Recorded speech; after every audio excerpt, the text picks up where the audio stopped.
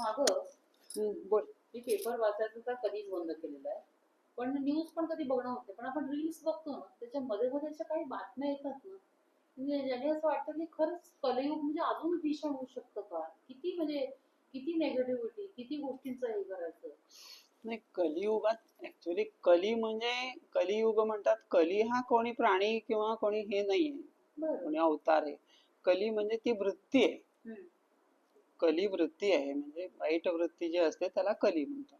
बरं. तर तसं ते अवतार देवाने आपल्या सगळ्या ह्याच्यासाठी, पृथ्वीच्या रक्षणासाठी, पृथ्वीच्या लोकांच्या रक्षणासाठी पुष्कळ अवतार घेतलेत. म्हणजे असं 20-22 अवतार घेतलेत त्यांनी.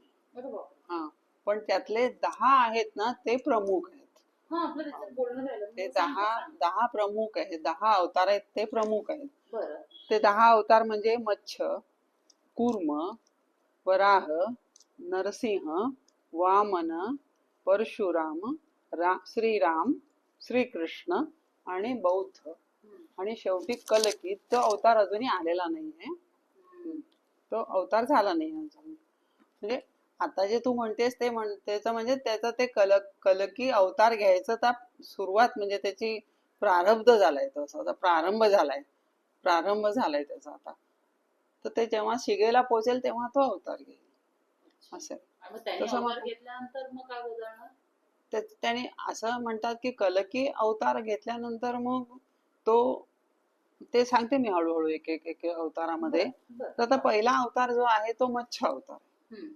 आता मत्स्य अवतार कसा घेतला तर एकदा आपले हे कोण तर मनु मनु मनु जो मनु म्हणजे पृथ्वी सगळ्यातला मेन, हा सुरुवातीचा मनुपासून सगळं पुढे जग निर्माण झालंय. तर तो मनु एकदा आपल्या अर्घ्य देत होता आपल्या घरात पितरांना. तेव्हा त्याच्या पाणी असं घेतल्यावर त्याच्या ओंजळीमध्ये एक मासा आला छोटासा. तो म्हणाले काय मासा, का का असा मासा कसा आला, म्हणून त्यांनी त्याला आपल्या ह्याच्यात कमंडलू असतं ना त्याच्यात ठेवला.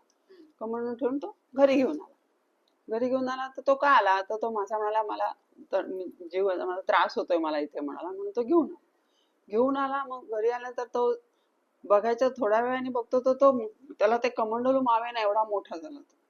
म्हणून मग त्याने काय केलं, गंगाळ, ते पूर्वी आंघोळीला गंगाळ वापरायचे बसेत, आंब्याचं असायचं ते, त्याच्यामध्ये ठेवला तर दुसऱ्या दिवशी त्याच्यापेक्षा त्याच्यात पण मावेना तो. म्हणताना मग त्यांनी ते मोठ्या एका ह्याच्यामध्ये ठेवलं, त्याला आणखीन मोठ्या पात्रात ठेवलं. तर ते परत त्याच्यातही मावेना एवढा मोठा झाला तो. मग त्याने आपल्या घरामध्ये जे पाण्याचा साठा होता त्याच्यात ठेवला. तर तो त्याच्यातही मावेना इतका मोठा झाल्यावर मग तो त्यांनी नेऊन त्याला तलावात टाकला. तलावात सोडला तर दुसऱ्या दिवशी त्याला ते तलावही पुरेना, म्हणून मग त्यांनी ते नदीत सोडला. मग नदी पण त्याला, नदीमध्ये पण त्रास व्हायला लागला, पाणी त्याला पुरेना हे करायला, पोहायला. मग त्यांनी सांगितलं की तुम्हाला समुद्रात सोड. मग त्यांनी नेऊन त्याला समुद्रात सोडल्यानंतर मग तो जो आहे तो मत्स्य अवतार.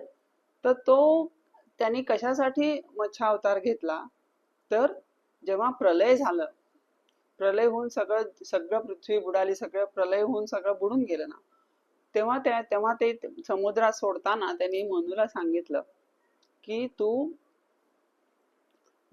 जेव्हा प्रलय होईल तेव्हा तू संबंध बीज, सगळ्या प्रकारची धनधान्य, फळावळाची, भाज्यांची सगळी थोडी थोडी बीज आणि सप्त ऋषी तुम्ही या, आणि काही असे प्राणी की त्याच्यापासून पुढे आपल्याला ठेवले, गायी हे ते सगळं थोडं घेऊन तू इथे ये, मी तुला वाचवीन, त्या प्रलयातनं तुला पुढे वाचवीन. तर मग तो बरं म्हणतो. मग नंतर मग ते समुद्रात सोडून त्याला तो निघून जातो. निघून गेल्यानंतर मग त्यावेळेला तिथे एक हैग्रीव म्हणून राक्षस होता, हैग्रीव म्हणून. तर त्या राक्षसाने ब्रह्मलोकात जाऊन तिथे ब्रह्मलोकाच्या ह्याच्यात हे त्रास देऊन लोकांना त्याचे 4 वेद घेऊन जातो आणि तो समुद्राच्या तळात ठेवून देतो. त्यामुळे सगळे हल्लोळ कल्लोळ माजतो ना ब्रह्मलोकात. म्हणून मग त्या अवतारामध्ये, ते माशाच्या अवतारात तो जाऊन तो मासा म्हणजे ते मत्स्य अवतारात ते विष्णू जाऊन त्याला त्या हयग्रीव राक्षसाला मारतो.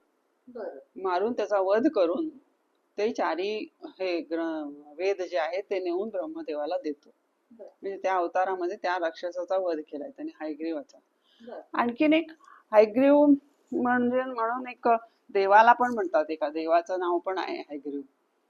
तेच नाही म्हणलं, तू बोललेली हयग्रीव देवाची आता. हयग्रीव देवता म्हणजे कसं की फार पूर्वी वादिराज म्हणून एक महामुनी होऊन गेले, एक मोठे स्वामी आपल्या त्या उत्तरादी मठाचे. ते त्या ह्याच्यात येतात तर ते वादिराज रोज हरभऱ्याची डाळ गुळ घालून शिजवून, आपण त्याला हयग्रीव म्हणतो बघा आपल्या ह्याच्यात, ते एका बुट्टीत घालून असं ते डोक्यावर ठेवून बसायचे. आणि मग अश्वरूपात येऊन विष्णू त्यांच्या दोन्ही खांद्यावर पुढचे दोन्ही पाय ठेवून ते सगळं, घोड्याला आपण हे घालतो ना चणे, तसं ते सगळं खाऊन जायचं. म्हणून मग त्या देवाला ते हयग्रीव खायचा, म्हणून त्या देवाला हयग्रीव देवता. हा, असं म्हणून मग ते असं हे पडलं. तर तो राक्षस पण आहे आणि देव पण आहे हयग्रीवचा. तसं म्हणून ते त्या अवतारामध्ये त्यांनी ते दोन वध केलाय त्याचा, मत्स्य अवतारामध्ये.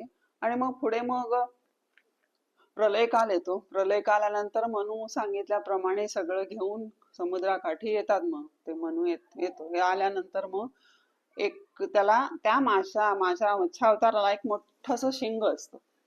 त्या शिंगाला मोठी होडी बांधून तो मासा येतो आणि त्या होडीमध्ये तो मनु बसतो. मनु, सप्तऋषी, नंतर ती ही अरुंधती सगळे बसतात.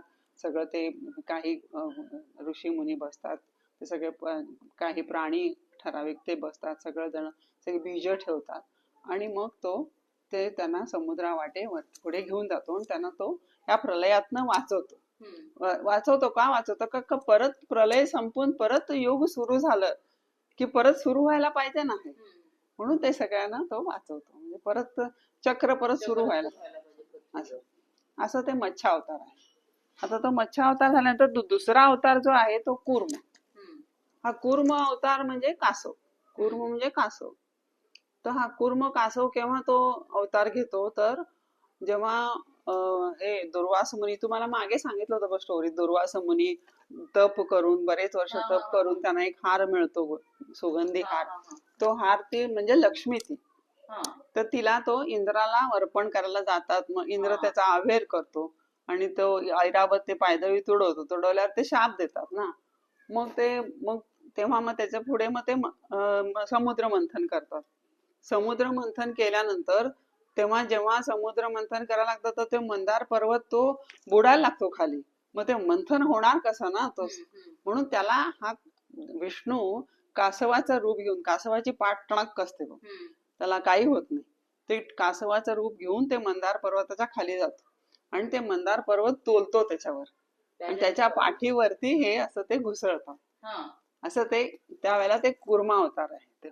असा तो कूर्म अवतार आहे. आणि त्या कूर्म अवतारामध्ये बाकीचं दुसरं काही हे नाहीये त्याला, म्हणजे दुसरं काही कार्य नाहीये. पण असंही म्हणतात की कूर्म म्हणजे लक्ष्मी पण म्हणतात कूर्माला, कारण विष्णू असल्यामुळे विष्णूमध्ये लक्ष्मीचा वास असतोच ना. आणि दुसरं म्हणजे प्रत्येक देवळात बघ कासव असतं. कासव का असतं? तर एक तर ती लक्ष्मी, आणि दुसरं म्हणजे देवळात तुम्ही जाता तेव्हा कासवाला तुम्ही काही केलं की ते मान, चारी पाय, शेपूट सगळं आत घेतं. म्हणजे साही, म्हणजे ते आपले जे षडरिपू आहेत, मदमोह मत्सर, ते सगळं आपण सोडून ते टाकून बाहेर मग देवाचं दर्शन घ्या, म्हणून ती प्रतीक ते सोडून सगळं मदमोह मत्सर सगळं सोडून आपण मग देवाचं दर्शन घ्यावं, देवाला ते अर्पण करून टाकावं, बाबा आजपासून मी सगळं हे सोडतो असं. म्हणून ते कासवाचं त्याचं प्रतीक म्हणून ते तिथे लावतात. म्हणजे प्रत्येक अवतारामध्ये काहीतरी त्याची स्टोरी आहे. तर प्रत्येक अवतार हा काही कारणानेच घेतलाय ना त्याने, उगीच आपला आला आणि गेला असं नाही.